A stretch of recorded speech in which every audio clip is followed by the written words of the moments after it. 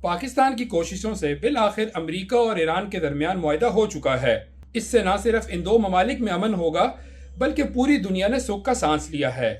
تجزیہ کاروں کا کہنا ہے کہ یہ جنگ جب شروع ہوئی تو صرف چھوٹی جنگ لگ رہی تھی، لیکن ہم نے دیکھا کہ ایران اور عرب ممالک کے درمیان بھی جنگ بڑھنے کے خدشات شروع ہو گئے تھے۔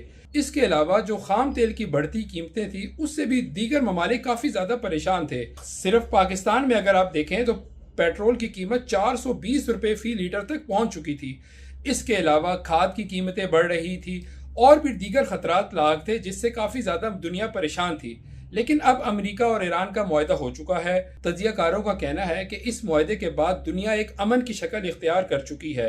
اس کے علاوہ پاکستان نے دکھایا کہ پاکستان ایک بڑی اچھی ثالثی کا کردار ادا کر سکتا ہے۔